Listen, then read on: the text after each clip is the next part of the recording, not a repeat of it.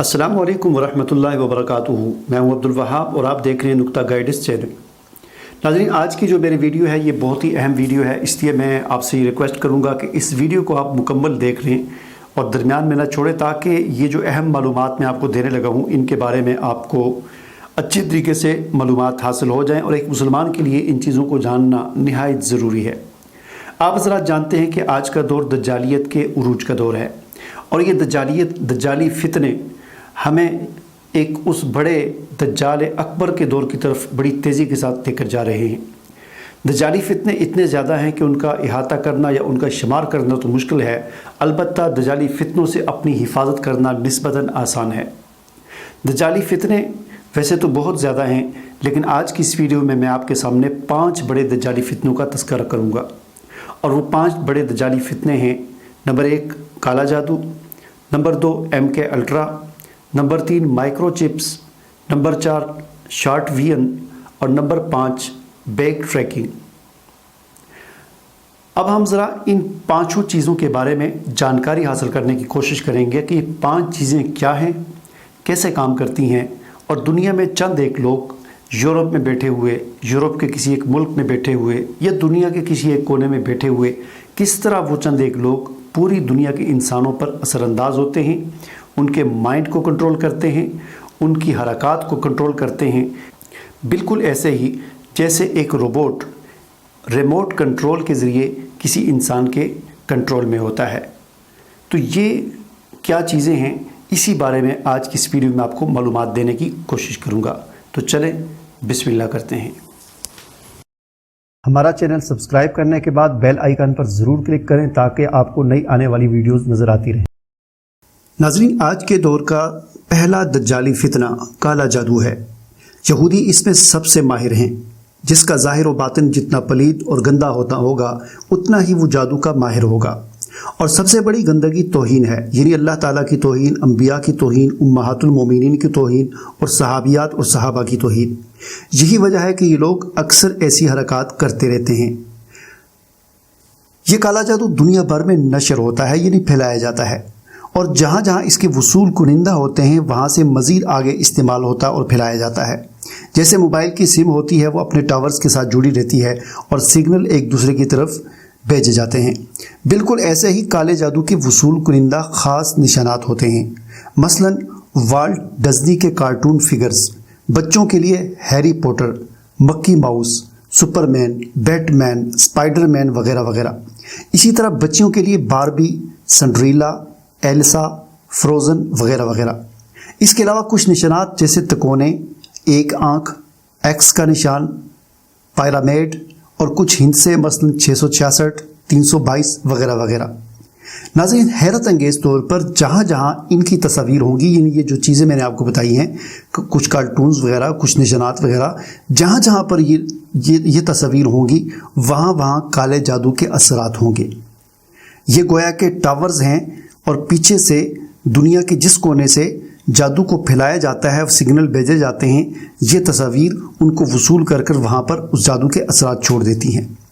वालिदैन और बड़ों की नाफरमानी, गुस्सा, तशद्दुद, अदम बर्दाश्त, टेंशन, खुद पसंदी, ये सारी चीज़ें जो घरेलू ज़िंदगी के अंदर आजकल पाई जाती हैं, ये इसी वजह से हैं। और फिर ख़ास तौर पर कुछ बच्चों के खिलौने हैं जो बाहर से उन पर जादू वगैरह करके पूरी दुनिया में फैलाए जाते हैं।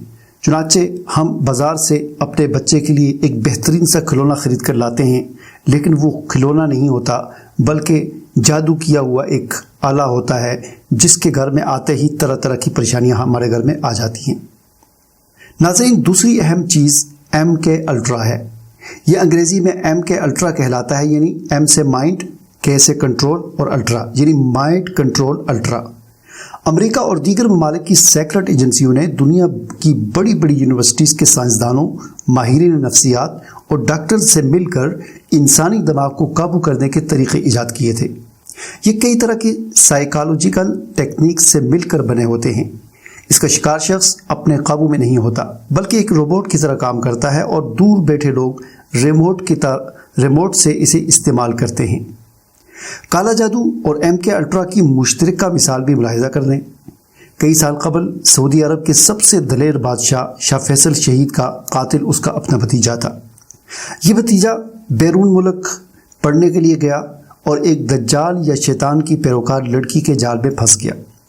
اس لڑکی نے اپنے حسن اور جھوٹی محبت کے علاوہ یہ دونوں طریقے یعنی کالا جادو اور MK الٹرا، یہ دونوں طریقے اس پر آزمائے اور اس کے سامنے یہ شرط رکھی کہ اپنے چچا کو قتل کرنا ہوگا۔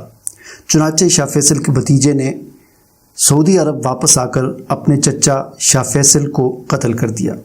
یاد رہے بھتیجا قتل کے وقت مدہوشی کی سی کیفیت میں تھا، یعنی اس کی حرکات اس کے اپنے کنٹرول میں نہیں تھی، بالکل ایسے تھا جیسے کوئی شراب پی کر مدہوش ہوا ہوتا ہے، اس کے جو ہے وہ اپنے اعضاء پر کنٹرول نہیں ہوتا۔ ناظرین، تیسری چیز مائکرو چپس ہیں۔ انسانوں یا چیزوں میں نینو ٹیکنالوجی کی مدد سے انتہائی چھوٹی چھوٹی چپس لگا دی جاتی ہیں جن کا علم ہونے نہیں دیا جاتا۔ ہسپتالوں میں آنے والے مریضوں، خاص طور پر مسلمان ممالک کے اہم رہنماؤں کے جسم میں غیر محسوس طریقے سے، یعنی کسی آپریشن کے دوران، کسی بیماری کے آپریشن کے دوران جسم کے اندر وہ چھوٹی چھوٹی چپس لگا دی جاتی ہیں۔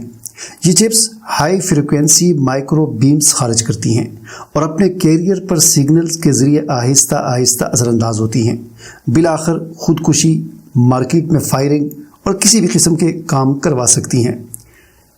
اس میں مصنوعی دماغی سگنلز اور مصنوعی یادداشت، مثلاً EDOM، جس میں انسان کی یادداشت کو دور فاصلے سے ہی کنٹرول یا ختم کر دیا جاتا ہے۔ چنانچہ انہی چپس کے ذریعے حکمرانوں کے دماغ کو بھی کنٹرول کیا جاتا ہے۔ ناظرین، چوتھی چیز شارٹ ویژن ہے۔ شارٹ ویژن کئی قسم کے سکرینز، خصوصاً ٹیلی ویژن اور اسمارٹ فون کے ذریعے دیکھے جانے والی ویڈیوز میں استعمال کی جاتی ہے۔ ایک عام ویڈیو میں فی سیکنڈ 45 ساکن فریمز یا تصاویر ہوتی ہیں، یعنی یہ جو ویڈیوز ہم دیکھتے ہیں تو ان ویڈیوز میں ایک سیکنڈ میں 45 تصویریں ہماری آنکھوں کے سامنے سے گزرتی ہیں۔ تو یہ اتنی تیزی سے گزرتی ہیں کہ وہ ہمیں ویڈیو نظر آتی ہے۔ ویڈیو بھی دراصل تصویریں ہی ہوتی ہیں، جو ایک سیکنڈ میں 45 تصویریں ہماری آنکھوں کے سامنے سے گزرتی ہیں تو وہ ہمیں تصویر حرکت کرتی ہوئی ویڈیو کی شکل میں نظر آتی ہے۔ تو ایک عام ویڈیو میں فی سیکنڈ 45 ساکن فریمز یا تصاویر ہوتی ہیں۔ ان میں سے صرف ایک فریم یعنی ایک تصویر میں اپنے مطلب کی چیز ڈال کر بار بار دکھا کر انسانی لاشعور سے مطلوبہ نتائج حاصل کیے جاتے ہیں۔ یہ تصاویر کیونکہ انتہائی تیزی سے گزر جاتی ہیں، لہذا آنکھوں سے دیکھ کر سمجھ نہیں آ پاتی، لیکن لاشعور میں ان کے عکس اچھی طرح پہنچتے ہیں اور سیو ہو جاتے ہیں۔ اشتہارات حتیٰ کہ انتخابات کے حوالے سے بھی کامیاب تجربات ہو چکے ہیں۔ عوام اور خصوصاً بچوں کو فاسٹ فوڈ کا نشہ بھی اسی کے ذریعے لگایا جاتا ہے۔ ناظرین، مختلف کمپنیاں اپنی ایڈورٹائزنگ میں اسی تکنیک کو اختیار کرتی ہیں۔ مثلاً پیپسی پورے ملک میں اتنی چاکنگ کرتی ہے کہ آپ مشرق کی طرف دیکھیں، مغرب کی طرف دیکھیں، شمال کی طرف دیکھیں، جنوب کی طرف دیکھیں، حتیٰ کہ اوپر کی طرف بھی دیکھیں تو دن میں سینکڑوں مرتبہ پیپسی کا لوگو، پیپسی کا کلر اور پیپسی کا نام آپ کی آنکھوں کے سامنے سے گزرتا ہے۔ اسی طرح دنیا بھر کے معروف نیوز چینلز کے لوگو، پرومو وغیرہ میں اسی قسم کی چیزیں بار بار دکھائی جاتی ہیں۔ جیو نیوز اور دیگر پاکستانی چینلز ایک آنکھ کو مختلف اینگل سے بڑی تیزی کے ساتھ اپنی بریکنگ نیوز میں دکھاتے ہیں اور بار بار دکھاتے ہیں۔ ناظرین، پانچویں چیز بیک ٹریکنگ ہے۔ آپ جانتے ہیں کہ موسیقی کو قرآن پاک میں اور نبی کریم صلی اللہ علیہ وسلم نے شیطان کی آواز قرار دیا۔ شاید آج سے 1500 سال قبل یہ بات سمجھنا مشکل ہو کہ یہ شیطان کی آواز کیسے ہے، لیکن اب یہ بات تحقیق سے ثابت ہو چکی ہے کہ ایلومیناتی کے لوگ موسیقی کی دھنوں میں شیطانی پیغام فیڈ کر کے مشہور گیت بناتے ہیں۔ دماغ کو کنٹرول کرنے کی اس تکنیک میں موسیقی کے اندر مزید شیطانی پیغامات اور آوازیں ملا دی جاتی ہیں۔ عام طور پر یہ اس طرح کے جملے ہوتے ہیں، مثلاً میں شیطان سے محبت کرتا ہوں، مجھے اپنے ماں باپ سے نفرت ہے، میں ڈیول ہوں یا ڈیول میرا یار ہے، وغیرہ وغیرہ۔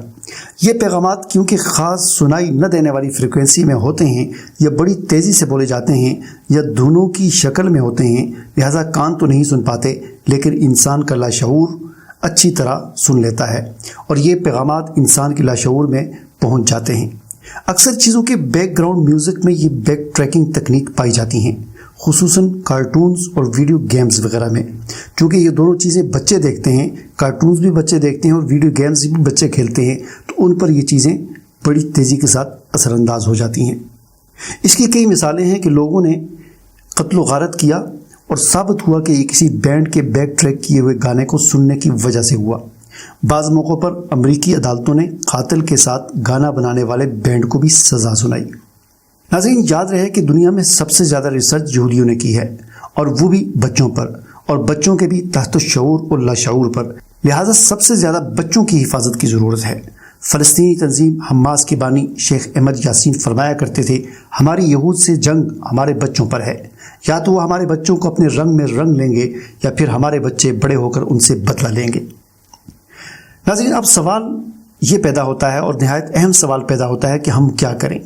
کیا ہمارے پاس کوئی حفاظتی تدبیر ہے یا نہیں؟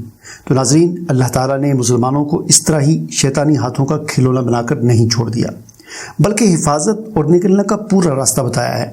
وہ الگ بات ہے کہ کوئی شخص اگر ان تدابیر کو اختیار نہ کرے تو یہ اس کا اپنا قصور ہے۔ چنانچہ دجالی فتنوں سے حفاظت کا سب سے بڑا ہتھیار قرآن پاک، اللہ کا ذکر، اور خاص طور پر سورہ کہف کی تلاوت ہے۔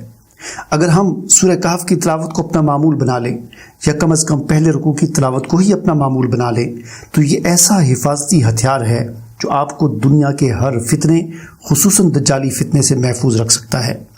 سورہ کہف کی تلاوت سے انسان کو ایسا نور عطا ہوتا ہے جس کے ذریعے وہ حق اور باطل، خیر اور شر، فتنے اور نعمت میں خود فرق کر سکتا ہے۔ اسی دور کے بارے میں فرمایا گیا تھا کہ ایک دور ایسا آئے گا کہ اس وقت مومن کی خوراک اللہ کا ذکر ہوگا، یعنی دجالی قوتیں ایک مومن کو زیر کرنے کے لیے تمام راستے حتیٰ کہ خوراک بھی بند کر دیں گی، تو مومن اللہ کے ذکر سے اپنی بھوک نہ صرف مٹائے گا بلکہ بھوک حقیقتاً مٹے گی بھی۔ اللہ تعالیٰ سے دعا ہے کہ اللہ تعالیٰ ہماری تمام دجالی فتنوں اور گمراہی میں ڈالنے والے فتنوں سے حفاظت فرمائے۔ آمین ثم آمین۔